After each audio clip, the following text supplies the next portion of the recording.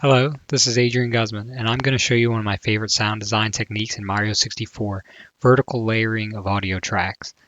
So, one important thing about audio is it can affect how a player experiences an area and how they remember events. So in 3D games, one of the big issues, especially sandbox, collectathon type games, is maintaining musical variety throughout the stage, keeping it engaging and not too boring. So a good example of this is in Mario 64. If you go to Jolly Roger Bay and just walk around on the ground, you'll only hear this piano track. Now if you go in the water, you'll hear the strings come in and make like a nice lush full sound. And it makes the water feel a little bit more distinct.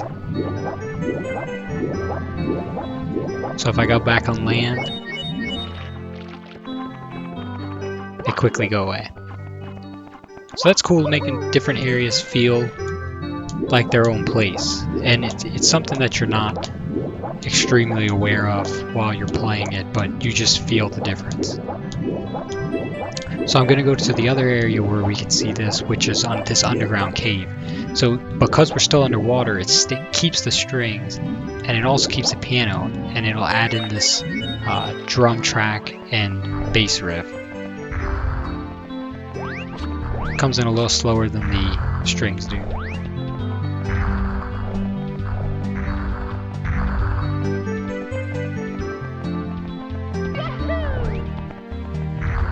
So that helps give each area a distinct feeling. So I'm going to take you through how I can do this in Fmod, a middleware that you can use with Unreal Engine, Unity, and other engines, and show you how that looks in Unity.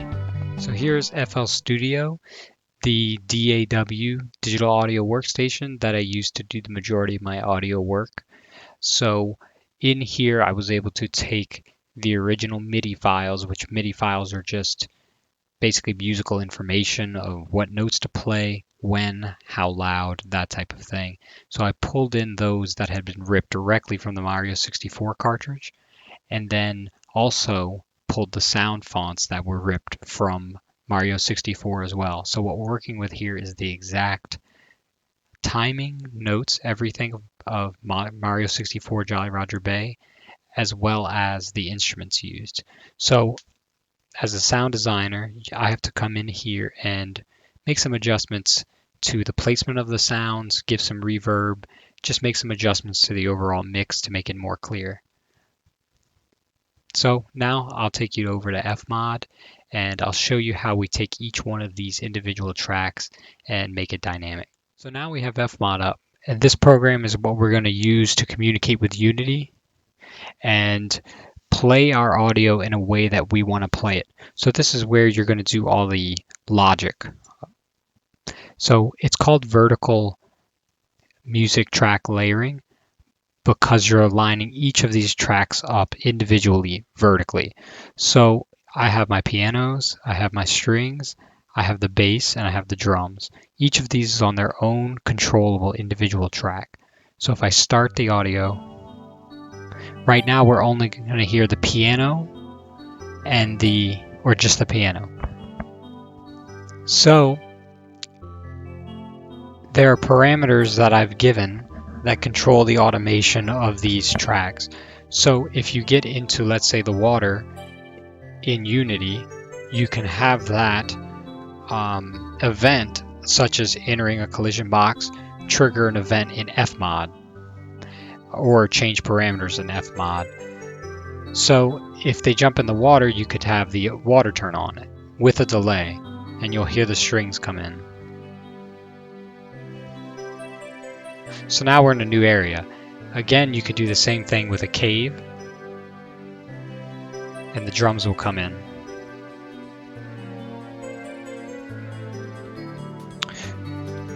So there's actually a lot that goes into making this loop, as well as making these parameters accessible. Unity is pretty easy, and I'll show you that in 1 second. So what's nice is the logic is completely set up here. So here in Unity, to demonstrate some of the concepts that I just spoke about, I've made this small little scene. We've got a ground area over here, a water section, as well as another area. We're going to say this just represents the cave, but it's a climb. So anyway, let's play the game.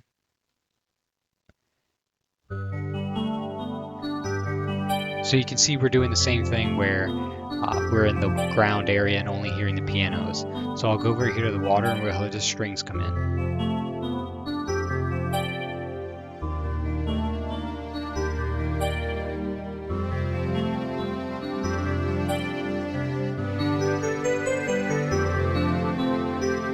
So we'll pop up on here, and now it's time for the drums and bass.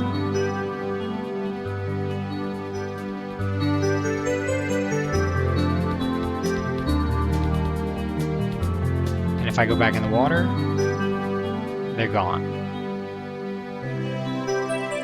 So what's really going on here is that we're interacting with box colliders that are handling the water areas, the ground areas, and the raised cave area. So all you really need to do is add a simple fmod event, which this Unity integration makes it very easy, and there are many videos online so you can see how to do that. And basically, we're just going to say when you enter this specific collision area, we're going to trigger a parameter that's back in fmod that will control how the audio responds. And so each of these areas will tell certain parameters to respond in a specific way. And by that, we can have dynamic audio, and it gives more freedom to the composers and sound designers. So I just wanted to show off one of my favorite features from Mario 64. And I hope you consider making some of these considerations in your next games. I just really think that dynamic audio can really spice up a game.